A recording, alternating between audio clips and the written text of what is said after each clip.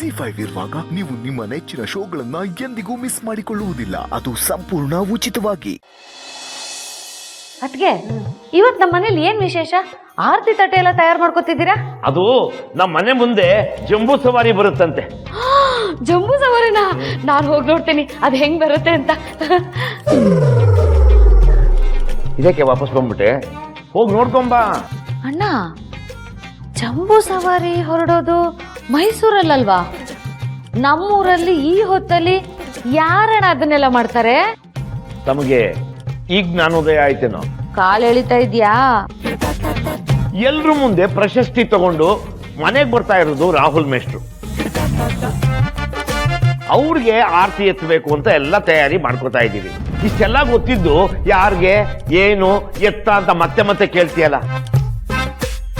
ಅಲ್ಲ, ಆದ್ರೂ ಮೇಷ್ಟ್ರಿಗೆ ಮದ್ವೆ ಹುಡ್ಗಂಗ್ ಮರ್ಯಾದೆ ಕೊಟ್ಟಂಗ್ ಕೊಡ್ತಾ ಇದ್ದೀರಲ್ಲ, ಅದ್ಯಾಕೆ ಅಂತ? ಅದಕ್ಕೆ ಕಾರಣ ಅವರಲ್ಲಿರೋ ಒಳ್ಳೆ ಗುಣ. ಅಪ್ಪ ಅಮ್ಮ ಇಲ್ಲದೆ ಇದ್ರು ಆ ಸ್ಥಾನನ ನಾವೇ ತುಂಬಬೇಕಲ್ವಾ?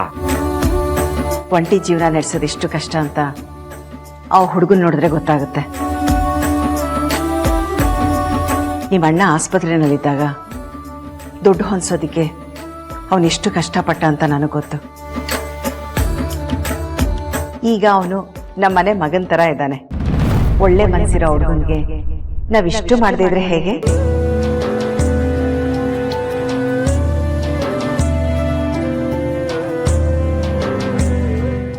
ಅಯ್ಯೋ ಮೇಷ್ಟ್ರೆ, ನೀವು ಒಳಗಡೆ ಬಂದೇ ಬಿಟ್ರ?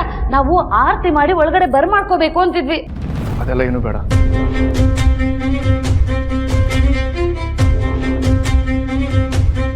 ಯಾಕಪ್ಪ ಆರತಿ ಬೇಡ ಅಂತ ಯಾಕೆ ಹೇಳ್ತಿದ್ಯಾ? ನಂಗೆ ಅದೆಲ್ಲ ಇಷ್ಟ ಆಗಲ್ಲ.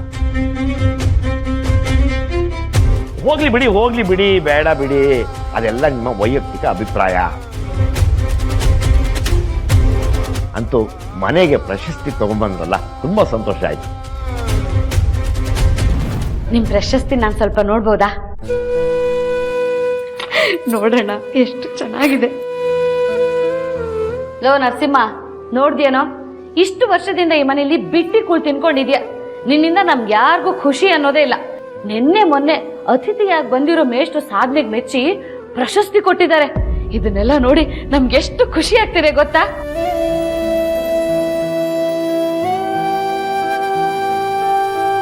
ನೀನಂತೂ ಇಂಥ ಸಾಧನೆ ಮಾಡಲ್ಲ. ಕೊನೆ ಪಕ್ಷ ಬಾಯಿ ತುಂಬಾ ಮೇಷ್ಟ್ರನ್ನ ಹರಸು.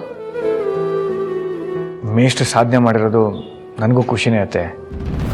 ನೀನ್ ಖುಷಿ ಪಡೋದು ಮುಖ್ಯ ಅಲ್ಲ, ನಿನ್ನಿಂದ ನಾವುಗಳೆಲ್ಲ ಖುಷಿ ಪಡ್ಬೇಕು, ಅದು ಮುಖ್ಯ.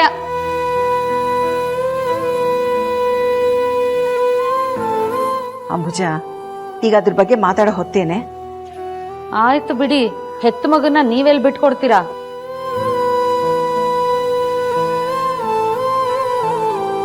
ನೋಡೆ, ಒಳ್ಳೆಯವ್ರಿಗೆ ಯಾವತ್ತೂ ಒಳ್ಳೇದೇ ಆಗುತ್ತೆ, ಅದ್ ನೆನ್ಪಿರ್ಲಿ. ಕೆಲವು ಸಲ ಒಳ್ಳೆಯವ್ರಿಗೆ ಕೆಟ್ಟದ್ದು ಆಗತ್ತೆ. ಅದಕ್ಕೆ ನಾನೇ ಉದಾಹರಣೆ.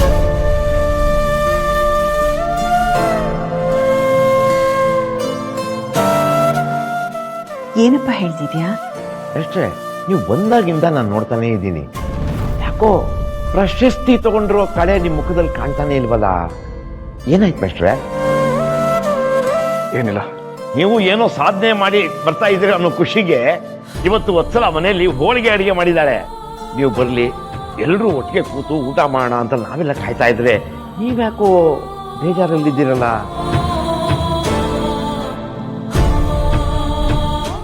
ಆರ್ತಿ ಬೇಡ ಅಂದ್ರಿ, ಈಗ ನೋಡಿದ್ರೆ ಸಪ್ಪಗೆ ನಿಂತಿದ್ದೀರಿ. ಏನಾಯ್ತು ಮೇಷ್ಟ್ರೆ? ಯಾಕೆ ಮೇಷ್ಟ್ರು ಸಪ್ಪಗಿದ್ದಾರೆ? ಅರ್ಚನಾ ಅವ್ರಿಗೆ ಸಿಕ್ಲಿಲ್ವಾ? ಅಂಥದ್ದೇನಾಯ್ತು? ಇಷ್ಟು ದಿನ ಯಾರನ್ನ ನೋಡ್ಬಾರ್ದು ಅನ್ಕೊಂಡಿದ್ನು, ಇವತ್ತು ಅವ್ರನ್ನ ನೋಡೋ ಕೆಟ್ಟ ಗಳಿಗೆ ಬಂದ.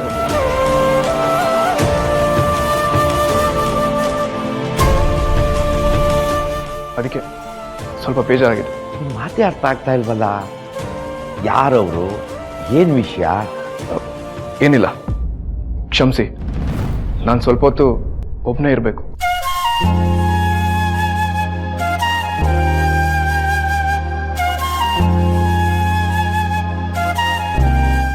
ಅಂತದ್ದೇನಾಯ್ತು ಇವ್ರಿಗೆ? ಲೋ ನರಸಿಂಹ, ನಿನ್ಗೇನಾದ್ರೂ ಗೊತ್ತೇನೋ? ಇಲ್ಲ ಅತ್ತೆ. ಸರಿ ಹೋಗ್ಲಿ ಬಿಡಿ.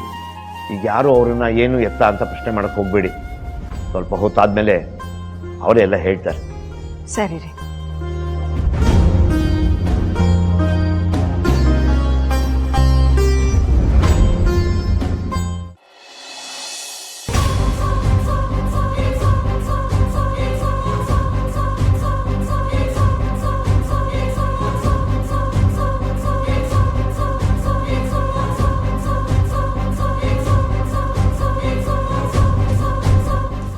ಇದೇನಿದು? ಅರವಿಂದು, ಏನಾಯ್ತಪ್ಪ? ಕ್ಯಾಮ್ರಾ ಮೇಲೆ ಕಣ್ಕಪ್ ಹಚ್ಚಿದ್ದಾರೆ. ನಾನು ರೆಕಾರ್ಡ್ ಮಾಡ್ತೀನಿ ಅಂತ ಅವಳಿಗೆ ಗೊತ್ತಾಯ್ತು. ಅವಳಿಗೆ ನನ್ನ ಮೇಲೆ ಡೌಟ್ ಬಂದಿದ್ಯಾ? ಅದಕ್ಕೆ ಅವಳು ನಾನು ಸರಿಯಾಗಿ ಮಾತಾಡ್ಸ್ಲಿಲ್ಲ. ಗಾಬರಿ ಆಗ್ಬೇಡ ಅರವಿಂದು. ನೀನ್ ಬೈಯಲ್ಲ ಅಂದ್ರೆ ಒಂದ್ ಸತ್ಯ ಹೇಳ್ತೀನಿ. ಹೇಳಿ. ನೀನ್ ಇಟ್ಟಿದ್ದ ಕ್ಯಾಮ್ರಾಗೆ ಕಣ್ಕಪ್ಪ ಹಚ್ಚಿದ್ದು ರೂಪ ಅಲ್ಲ, ನಾನು. ಏನು ಹೇಳ್ತಿದ್ದೀರಾ ನೀವು? ಹೌದು ಅರವಿಂದು. ನಾನು ಕೊಡೋ ದುಡ್ಡು ಕೆಲಸ ಮಾಡೋದು ಬಿಟ್ಟು ನನಗೆ ಆಫ್ ಇಡ್ತೀರಾ? ನಡೀರಿ ಇಲ್ಲಿಂದ. ನನಗೆ ನೀವು ಬೇಡ, ನಿಮ್ಮ ಕೆಲಸನೂ ಬೇಡ. ನಡೀರಿ. ಆಯ್ತು ಬಿಡು ಅರವಿಂದು, ನೀನ್ ಹೇಳಿದ್ಮೇಲೂ ನಾನೇನಿಲ್ಲಿರಲ್ಲ. ನಾನು ಹೋಗ್ತೀನಿ. ಆದ್ರೆ ಒಂದು ಹುಡುಗಿ ಮರ್ಯಾದಿನ ಈ ತರ ಹರಾಜ್ ಹಾಕೋದು ನನ್ಗೆ ಯಾಕೋ ಸರಿ ಅನಿಸ್ಲಿಲ್ಲ. ಮಾಡ್ತಿರೋದ ಕೆಟ್ಟ ಕೆಲಸ, ಅದರಲ್ಲಿ ಮಾಡುವಂತಿಕೆ ಬೇರೆನಾ?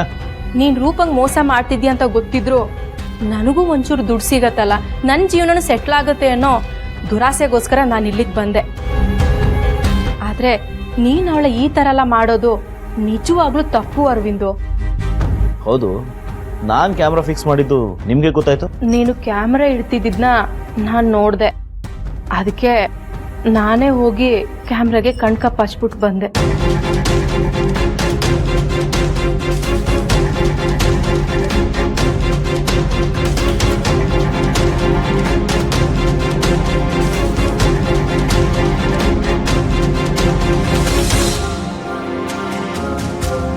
ಬರೀ ರೂಪನ್ ಮಾನ ಮರ್ಯಾದೆನ ಕಾಪಾಡಕ್ಕೆ ಅಂತ ಮಾಡಿಲ್ಲ, ನಿನಗೂ ತೊಂದರೆ ಆಗೋದನ್ನ ತಪ್ಸಕ್ಕೆ ಅಂತ ಮಾಡಿದ್ದು. ಏನು ಹೇಳ್ತಿದ್ದೀರಾ? ನೋಡು, ನೀನ್ ಮಾಡ್ತಿರೋ ಈ ಕಂತ್ರಿ ಕೆಲಸ ಅಲ್ಲ ಒಂದಲ್ಲ ಒಂದಿನ ಆ ಮೊಟ್ಟೆ ಬಾಸ್ಗೆ ಗೊತ್ತಾಗಿರೋದು. ಆಗ ಆ ಪ್ರಭಾಕರ್ ನಿನ್ನ ಸುಮ್ಮನೆ ಬಿಡ್ತಿದ್ನ? ತುಂಡಾಗಿ ಕತ್ತರಿಸಾಕ್ತಿದ್ದ. ಆಮೇಲೆ ರೂಪನ್ ಮರ್ಯಾದೆನೂ ಹೋಗೋದು, ನಿನ್ ಜೀವನೂ ಹೋಗಿರೋದು. ಎಸ್, ನೀವು ಹೇಳ್ತಿರೋದು ಕರೆಕ್ಟಾಗೇ ಇದೆ. ರಿವೆಂಜ್ ತೀರಿಸ್ಕೋಬೇಕು ಅಂತ ಏನೇನೋ ಮಾಡ್ಕೊಬಿಡ್ತಿದ್ದೆ. ನನ್ನನ್ನು ಬದುಕಿಸ್ಬಿಟ್ರೆ thank you so much. Aravindo, ಈಗೇನು ನಾನು ಇರ್ಲಾ ಹೋಗ್ಲಾ? ಏನೋ ಕೋಪದಲ್ಲಿ ಹಾಗೆ ಹೇಳ್ದೆ, ನೀವಿಲ್ಲೇ ಇರಿ. ಥ್ಯಾಂಕ್ಸ್. ಆದರೆ ಅವಳಿಗೆ ಮಾತ್ರ ನಾನು ಸುಮ್ಮನೆ ಬಿಡಲ್ಲ. ಏನಾದರೂ ಒಂದು ಗತಿ ಕಾಣಿಸ್ಲಿಲ್ಲ ಅಂದರೆ ನನಗೆ ನೆಮ್ಮದಿ ಇರಲ್ಲ. ZEE5 ಆಪ್ ಡೌನ್ಲೋಡ್ ಮಾಡಿ ಎಲ್ಲಾ ಸಂಚಿಕೆಗಳನ್ನು ಸಂಪೂರ್ಣ ಉಚಿತವಾಗಿ ನೋಡಿ.